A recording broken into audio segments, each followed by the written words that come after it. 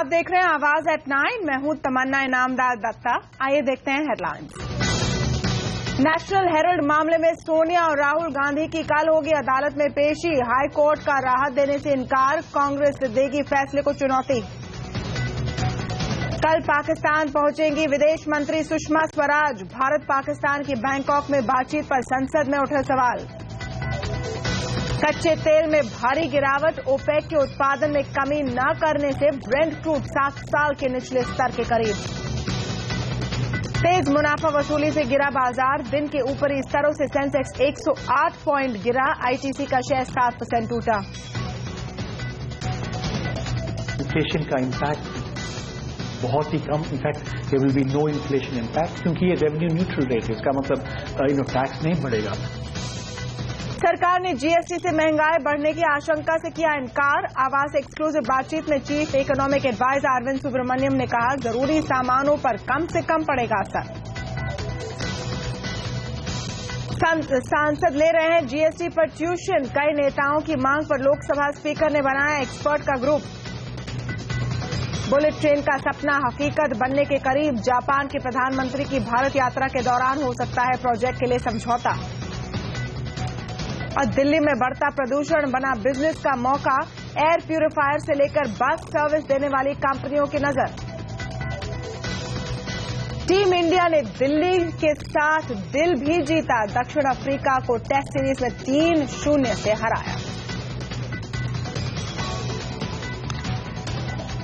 आज शेयर बाजार में लगातार चौथे दिन गिरावट रही। बाजार में भी जीएसटी का डर हावी रहा। सेंसेक्स 108 पॉइंट गिरकर बंद हुआ, वहीं निफ्टी 7,765 तक फिसल गया।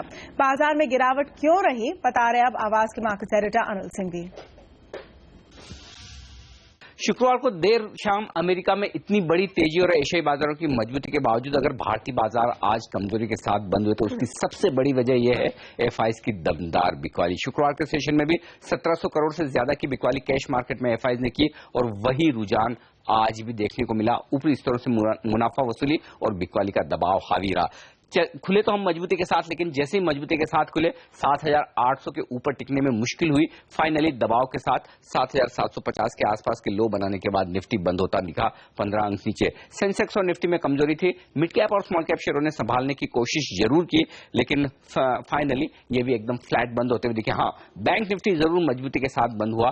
थोड़ी सी तेजी यहां पर 50 अंकों के आसपास की देखने को मिली। बढ़ने और गिरने वाले शेयरों की तादाद इसीलिए बेहतर थी क्योंकि दिग्गज शेयरों के मुकाबले में छोटे मझोले शेयर थोड़े से बेहतर थे। फाइनली गिरने वाले शेयर 775 के आसपास। वॉल्यूम जरूर आज कम थे, तो एक राहत की बात आप ये कह सकते हैं कि आज बाजार कमजोर, लेकिन उसके बावजूद बहुत ज्यादा वॉल्यूम्स नहीं थे, तो गिरावट में वॉल्यूम ज्यादा नहीं। और आप देख सकते हैं 1.5 लाख करोड़ के आसपास का वॉल्यूम आज देखने को मिला। तो कुल मिलाकर कमजोर कारोबार हफ्ते के पहले दिन।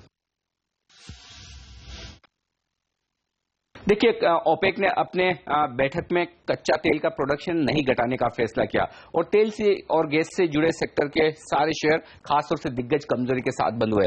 केन इंडिया, ओएनजीसी, रिलायंस में आज कमजोरी थी। वहीं आप देखिए आईटीसी ने सबसे ज्यादा नुकसान पहुंचाया आज बाजार को।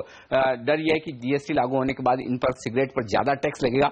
सिगरेट वाले तीनों ही स्टॉक आज अच्छी खासी तेजी के साथ, अच्छी खासी कमजोरी के साथ बंद हुए। लेकिन इनके अलावा कोल इंडिया, आइडिया, बजाज ऑटो जैसे शेयर काफी कमजोर थे। निफ्टी पर दबाव बनाते हुए मजबूती आई एशियन पेंट, सन फार्मा, लीवर और टाटा स्टील जैसे शेयरों से। लेकिन खबरों के दम पर एक्शन दिखा जीएमआर इंफ्रा, इनके एयरपोर्ट कारोबार में सिंगापुर की कंपनियां 30% हिस्सा खरीद सकती है। इस खबर के बाद 5% स्टॉक उछला।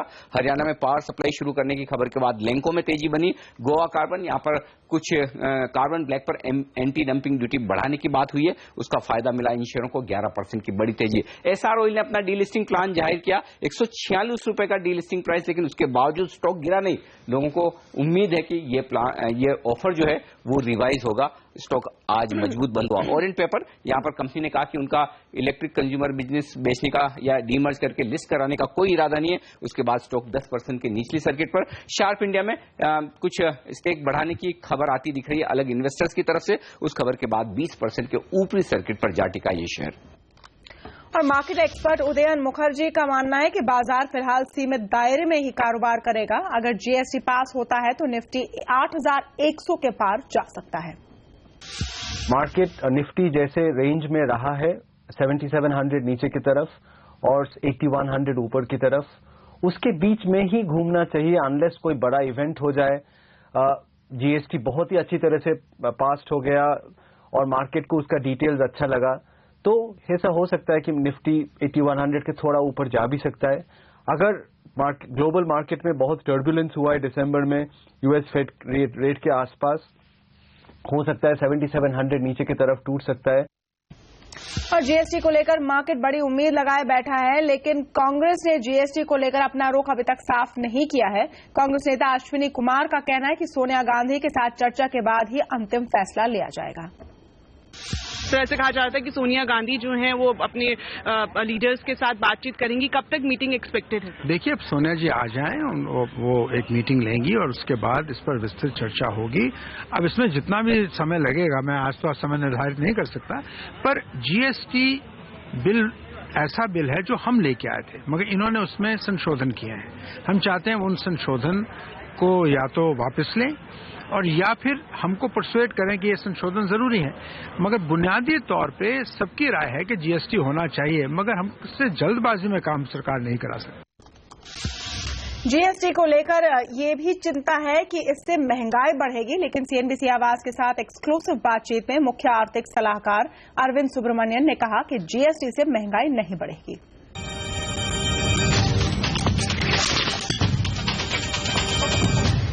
मैं इस रिपोर्ट के टेक्निकल एनालिसिस में नहीं जाऊंगा, सिर्फ 3 पर्सपेक्टिव से देखना चाहता हूं, कंज्यूमर, इन्वेस्टर्स और मैन्युफैक्चरर और ट्रेडर जो हैं। कंज्यूमर के लिहाज से कई जगहों से कंसर्न आया है कि अगर इस रेट को इंप्लीमेंट कर दिया जाता है तो जो एसेंशियल आइटम्स हैं उनकी कीमतें बढ़ जाएंगी, इन्फ्लेशन के कंसर्न रहेंगे। ये कहना कितना सही है? आपने कुछ इसका एनालिसिस किया है? हाँ, हमने इसका बहुत डिटेल एनालिसिस किया, बहुत ही डिटेल और केयरफुल एनालिसिस, और हमारी एनालिसिस ये है कि इन्फ्लेशन का इम्पैक्ट बहुत ही कम, in fact there will be no inflation impact, क्योंकि ये रेवेन्यू न्यूट्रल रेट है। इसका मतलब टैक्स नहीं बढ़ेगा। एंड ऑल्सो हमने एनालिसिस करी है कि जो इसेंशियल आइटम्स हैं और जो आइटम्स जो पोअर सेक्शंस कंज्यूम करते हैं, उसका हमने स्पेशल एनालिसिस किया, और the impact will be absolutely zero or minimal on these, because many of these essential goods are any case going to be exempted.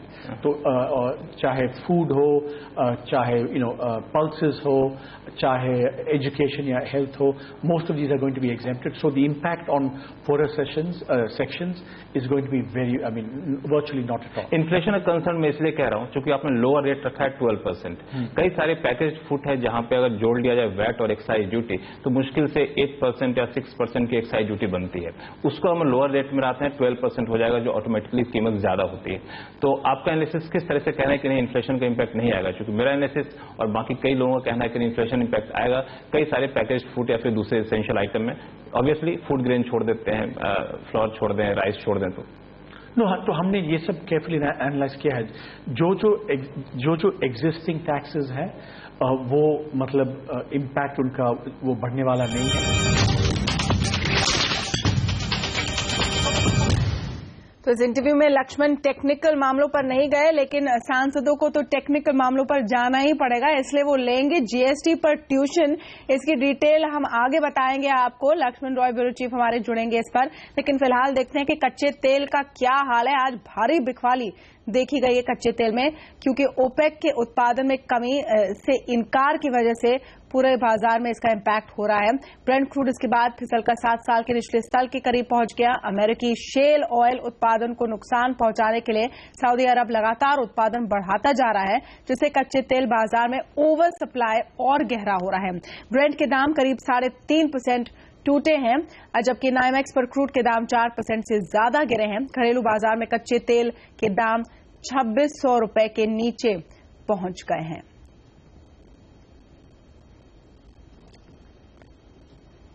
और अब रुख करेंगे कुछ राजनीतिक खबरों का। सुषमा स्वराज कल पाकिस्तान जाएंगी। केंद्रीय मंत्री राजीव प्रताप रूडी ने यह जानकारी दी। सुषमा स्वराज इस्लामाबाद में होने वाली heart of Asia security conference में शिरकत करेंगी। इसमें 25 देशों के नेता और प्रतिनिधि शामिल होंगे।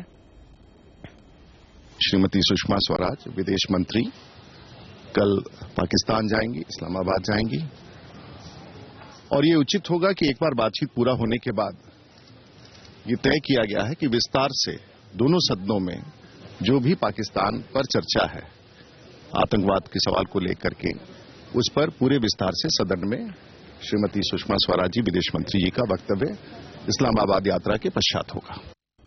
नेशनल हेराल्ड मामले में कांग्रेस अध्यक्ष सोनिया गांधी और उपाध्यक्ष राहुल गांधी को दिल्ली हाई कोर्ट से बड़ा झटका लगा है। अब उन्हें कल कोर्ट में पेश होना होगा। हालांकि कांग्रेस ने इस मामले में बड़ी बेंच में चुनौती देने का फैसला लिया है। कांग्रेस अध्यक्ष सोनिया गांधी और उपाध्यक्ष राहुल गांधी को नेशनल हेराल्ड मामले में मंगलवार को पटियाला हाउस कोर्ट में पेश होना पड़ेगा।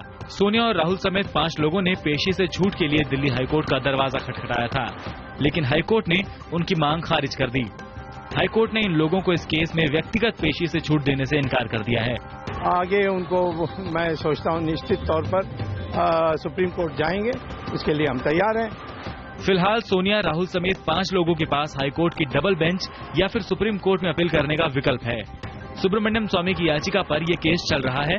स्वामी ने हाईकोर्ट में दाखिल अर्जी में आरोप लगाया था कि सोनिया और राहुल ने कांग्रेस पार्टी से लोन देने के नाम पर नेशनल हेराल्ड की 5,000 करोड़ की संपत्ति जब्त कर ली थी। और अब आते हैं जीएसटी के उस खबर पर जहां पर सांसदों को अब क्लास लेनी पड़ रही है जीएसटी समझने के लिए। लक्ष्मण, इतने सालों से ये बिल लटका हुआ है, अब उसमें संशोधन होकर भी काफी समय हो गया है। अब क्यों सांसद सीख रहे हैं जीएसटी के बारे में फिर से? हाँ, मुझे भी ऐसा ही लग रहा है कि अब जाकर के सांसदों को दिलचस्पी जगी है जीएसटी में। शायद उन्हें भी लगने लगा कि अब शायद जीएसटी पास हो जाएगा, तो इस पर बहस करने से अच्छा है कि इसकी बारीकियों को समझ लें। और इन्होंने अनुरोध किया था, उसके बाद लोकसभा स्पीकर ने खास तौर से टीम बनाई 5 लोगों की, और वो 5 लोगों की टीम ने 5 दिन तक जीएसटी क्लास लेने का फैसला लिया है। उन 5 लोगों की टीम में सीबीएसई के पूर्व चेयरमैन जो सुमित दत्त मजुमदार हैं, एनआईपीएसपी के प्रोफेसर कविता राव वहां पे है, जीडी लोहानी है, सीबीएसई के सदस्य भी इसमें शामिल हैं। जी, तो लक्ष्मण, ये सुनने में आ रहा है कि आज पहली क्लास रही, तो कैसे रही ये क्लास? हाँ बिल्कुल, आज पहली क्लास थी और आज से लेकर के शुक्रवार तक की क्लास चलेगी। मेरे सूत्रों से पता चला कि पहले दिन क्लास में संख्या थोड़ी कम थी, जो आमतौर पर हम लोग स्कूलों में देखा करते थे, और इसमें मुश्किल से 15 या 20 सांसद आए थे। वजह ये बताई गई कि दोनों सदनों में वोटिंग का कुछ मामला था, इस वजह से सदस्य नहीं आ पाए। लेकिन जो शिक्षक के तौर पर 5 लोगों की टीम गई थी, उन्होंने मुझे बताया कि मुझे उम्मीद है कि आगे के 4 दिन में सांसद ज्यादा दिलचस्पी दिखाएंगे इसको लेकर के। लेकिन आज पहली क्लास में जो खास बात है वो है कि लोगों ने ये पूछा कि कांग्रेस आखिर जो डिमांड करी वो डिमांड क्या है, उसका मतलब क्या है और लोगों पर असर क्या पड़ेगा। तो लक्ष्मण, मेरे ख्याल से इस 5 दिन के अंत में एक एग्जाम भी होना चाहिए देखने के लिए कि कौन कितना समझा जीएसटी के बारे में। काश ये एग्जाम होता। मुझे लगता है एग्जाम तो नहीं होगा, लेकिन एग्जाम के तौर पर जीएसटी पर जब बहस होगी तो शायद ये क्लास कितनी सफल हो पाई ये देखने को मिलेगी वहां पर। बिल्कुल, शुक्रिया लक्ष्मण इस एक्सक्लूसिव जानकारी के लिए। यहाँ पर एक छोटा सा ब्रेक लेंगे आवाज एट 9 में, लेकिन आगे बुलेट ट्रेन का सपना हकीकत के कितने करीब है बताएंगे आपको ब्रेक के बाद हमारे खास पेशकश में।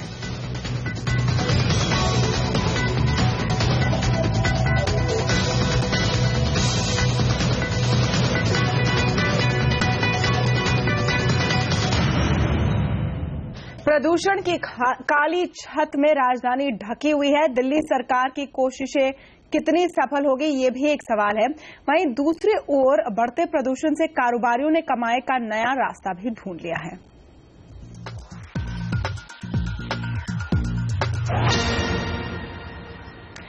इस बीच ये भी खबर आ गई है कि बीजिंग में भारी प्रदूषण के चलते रेड अलर्ट जारी कर दिया गया है। अब 3 दिन बीजिंग में स्कूल कॉलेज बंद रहेंगे। इस दौरान बीजिंग की सड़कों पर कारें भी नहीं चलेंगे। दूसरी ओर आप देखिए दिल्ली में क्या हाल है। यहां पर भी खतरनाक प्रदूषण है, लेकिन लोग एक दिन छोड़कर एक अपनी कार घर पर रखने को भी तैयार नहीं है, इसके बारे में सुनने को भी तैयार नहीं है। और इतना दबाव कि मुख्यमंत्री अरविंद केजरीवाल भी इस पर पीछे हटने के बारे में सोच रहे हैं। इस बीच इसके विरोध में पीआईएल भी दाखिल हो गया है कोर्ट में। तो फिलहाल ये देखना होगा कि क्या बीजिंग की तरह दिल्ली भी अपने प्रदूषण के प्रॉब्लम को सीरियसली लेना शुरू करती है या नहीं। इधर बढ़ता प्रदूषण कंपनियों के लिए कमाई का जरिया बन रहा है। ताजा मिसाल है दिल्ली में इवन ऑड रूल, जिसके लागू होने से टैक्सी और बस एग्रीगेटर्स अब नए बिजनेस के बारे में सोच रहे हैं। दिल्ली में निजी गाड़ियों में इवन ऑड नियम लागू होने के बाद हफ्ते के 3 दिन इनका इस्तेमाल नहीं किया जा सकेगा। दिल्ली की सड़कों पर करीब 30 लाख प्राइवेट गाड़ियां हर रोज चलती है, जिनमें से आधी 1 जनवरी से सड़कों पर नहीं उतर पाएंगी। ऐसे में अब लोग ओला, शटल और जिपको जैसी बस एग्रीगेटर्स के ऑप्शंस देख रहे हैं। इन कंपनियों ने अपनी तैयारी अभी से शुरू कर दी है। अगले 1 साल के में हम लोग कम से कम 10 गुना हो जाएंगे। हमारी बसेस 10 गुना हो जाएंगी, हमारे रूट्स 10 गुना हो जाएंगे, हमारी राइडरशिप 10 गुना हो जाएगी, हमारा कवरेज 10 गुना हो जाएगा। ये हम लोग को पता है, उसके हिसाब से चल रहे हैं और उसमें एक एक करके पीसेस, शहर के पीसेस को पकड़ पकड़ के हम लोग कवर करते हैं। शटल की बसें फिलहाल एक दिन में 13,000 से 15,000 चक्कर लगाती हैं। जिपको और ओला शटल भी इस मौके का फायदा उठाने के लिए जल्द ही अपनी बस सर्विस शुरू करने जा रही है। टैक्सी एग्रीगेटर्स भी पीछे नहीं हैं। बेंगलुरु में कार पूल सर्विस शुरू करने के बाद उबर दिल्ली में भी इसे लॉन्च करने जा रही है। अगले कुछ हफ्तों में उबर पूल सर्विस शुरू होने की उम्मीद है। वहीं उबर की राइवल मेरू भी अपनी कार पूल सर्विस का दायरा और बढ़ाने की तैयारी में लग चुकी है। ईशा शर्मा, दिल्ली। इधर एयर प्यूरिफायर्स और नेब्यूलाइजर की मांग काफी बढ़ गई है। इस पर और जानकारी के लिए हमारे सहयोगी डिम्पी कालरा अब जुड़े हमारे साथ। डिम्पी, एयर प्यूरिफायर्स की मांग कितनी बढ़ी है और किन लिस्टेड कंपनियों को इसका फायदा हो रहा है? कुछ एक इंटरेस्टिंग डाटा मिला हमारे को, जिसमें एयर प्योरीफायर की जो मांग है वो करीब 5 गुना बढ़ गई है। और सबसे इंटरेस्टिंग बात यह है, जहां पे बड़ी है वो दिल्ली शहर है, दिल्ली एनसीआर का एरिया है, जहां पे इसकी बिक्री करीब 40% के आसपास बढ़ी है, जो हमारे पास आंकड़े आए हैं। उसमें अगर आप देखें जो ऑनलाइन बिक्री है, फ्लिपकार्ट पे जो ऑनलाइन बिक्री है, उसमें करीब 5 महीनों का जो डाटा उसमें 4 गुना बढ़ गई है। स्नैपडील का भी हमने आंकड़ा खंगाला तो वहां से भी सामने रोचक आंकड़े मिले, उसमें भी ये करीब 5 गुना बढ़ोतरी हुई है। सबसे ज्यादा बढ़ोतरी टाइमिंग के हिसाब से आप देखें तो दिवाली के आसपास का एरिया था, जहां पे एयर प्यूरिफायर कंपनीज के जो मांग है, उनके जो प्रोडक्ट की मांग है बहुत तेजी के साथ बढ़ी है। न केवल दिल्ली बल्कि पटना, लखनऊ, अहमदाबाद, कानपुर, लुधियाना जैसे शहरों में भी इसकी मांग बहुत तेजी से बढ़ रही है। इसके अलावा जिन कंपनीज को इनका फायदा मिल रहा है, इस खबर से फायदा हो रहा है, उससे देखें तो पॉलीमेड है जो कि आप नेबुलाइजर के बिजनेस में है, बीपीएल, साथ ही आप मॉर्फिन लैब, इन तीनों कंपनीज को इसका फायदा मिला। और एयर प्यूरिफायर बिजनेस के अंदर अगर आप देखें तो हिताची होम्स को इसका फायदा मिल रहा है और साथ ही हनीवेल ऑटो भी लगातार इसका फायदा उठा रहा है।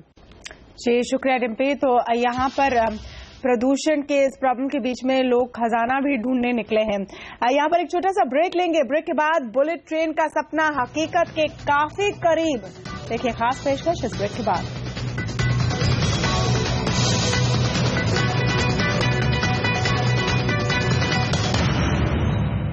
2 घंटे में मुंबई से अहमदाबाद, ये सपना अब हकीकत बनने ही वाला है। दूरियां खत्म होंगी और बिजनेस को बुलेट रफ्तार मिलेगी। जापान की बुलेट ट्रेन की पहली सौगात मिलने वाली है। इस हफ्ते जब शिंजो आबे भारत आएंगे तो वो बुलेट ट्रेन का रास्ता साफ कर सकते हैं और ट्रैक पर आएगी बुलेट।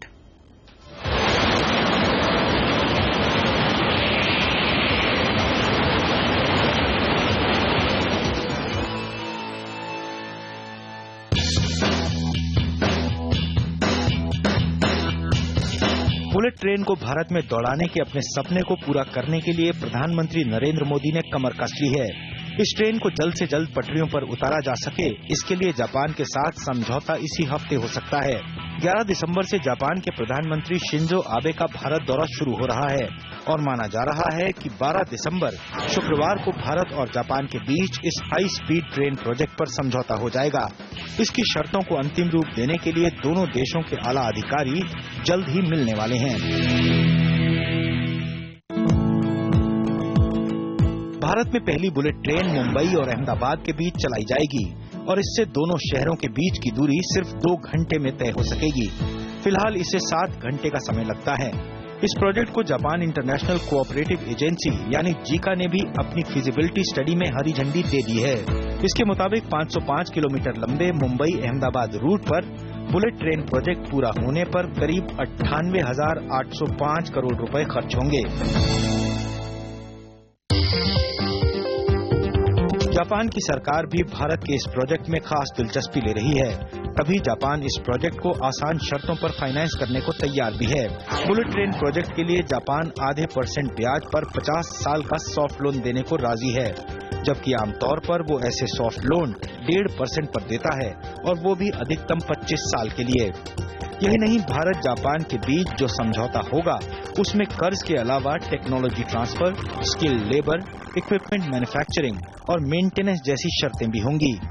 दोनों देशों का लक्ष्य है कि साल 2024 तक मुंबई और अहमदाबाद के बीच बुलेट ट्रेन की सवारी शुरू हो जाए।